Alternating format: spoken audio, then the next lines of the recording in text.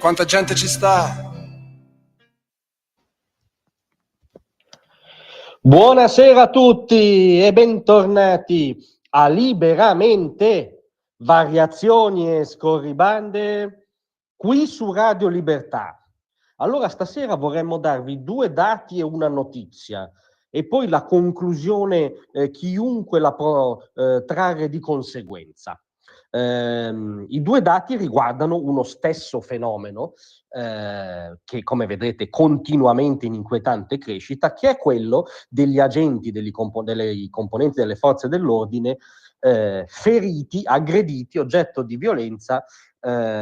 all'interno di manifestazioni, o meglio, di fenomeni di teppismo urbano in cui degenera parte di alcune legittime manifestazioni di dissenso, una cosa che avviene però ormai pressoché quotidianamente da quando poi l'universo antagonista Propal, l'universo dei sindacati di base, a volte non solo di base, e con la copertura, diciamo, dell'intelligenza di sinistra, si è saldato in un fronte unico piazzaiolo, che quasi sempre dà adito anche a queste scene.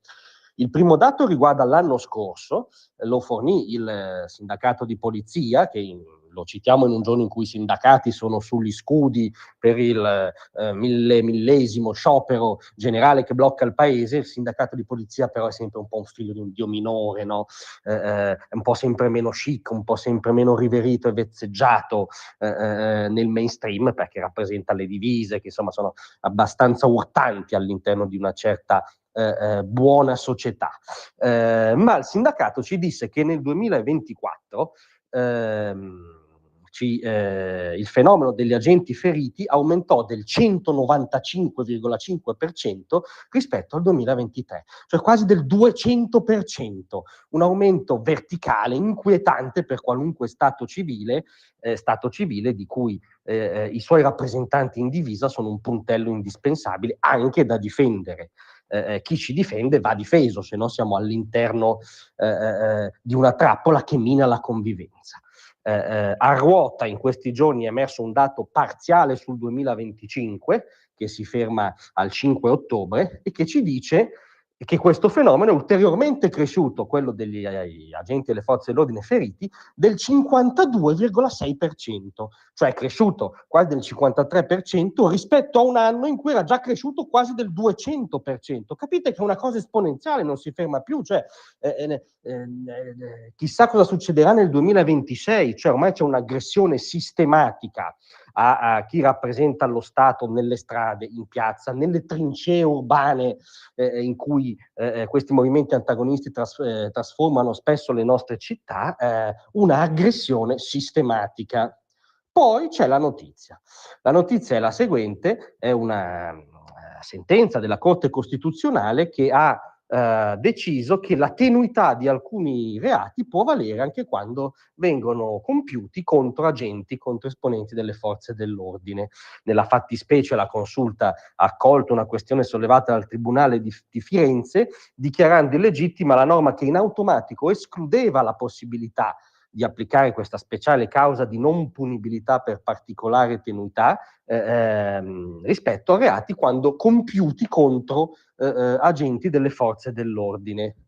Fino ad ora, infatti, questa cosa non era possibile quando avveniva contro agenti di pubblica sicurezza o di polizia giudiziaria nell'esercizio delle loro funzioni. E capite che non ci conforta più di tanto questa notizia, soprattutto se messa in relazione ai dati di cui sopra. Non perché la persona in divisa valga di più della persona qualsiasi e quindi un atto di violenza, di qualunque tipo di aggressione verbale o fisica sia più grave rispetto alla persona, ma se viene esercitata verso la persona in divisa, è un'aggressione anche a quello che rappresenta, è un'aggressione a chi è deputato a tutelare la nostra difesa e sicurezza quotidiana, è un'aggressione al patto sociale che garantisce le esistenze sicure di tutti noi. E capite che soprattutto in un periodo storico in cui ogni anno aumenta esponenzialmente la percentuale di agenti feriti oggetto di violenze e di aggressioni, Purtroppo io fossi nei panni di quei ragazzi in strada che sono già i paria dei mainstream, si prendono già dei fascisti o dei difensori dell'ordine fascista dai cortei e spesso anche dall'intellone ai talk show, che sono, come diceva Pasolini, spesso gli ultimi, i dimenticati, i veri proletari irrisi, in primis dalla brava gente progressista. In più questi ragazzi si vedono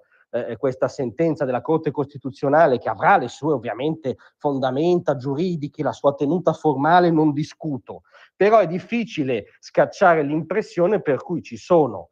pezzi fondamentali di Stato della nostra costruzione istituzionale e civile, come la Corte Costituzionale, che sembrano lievemente scollegati dalle istanze, dalle ragioni, anche dalle urgenze e dalle difficoltà di chi quello Stato, quell'architettura istituzionale, quel patto sociale lo rappresenta ogni giorno nella prima trincea, lo difende ogni giorno nelle nostre strade, nelle nostre vie, sotto le nostre case. E questa distonia,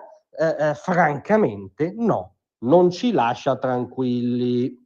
Grazie a tutti.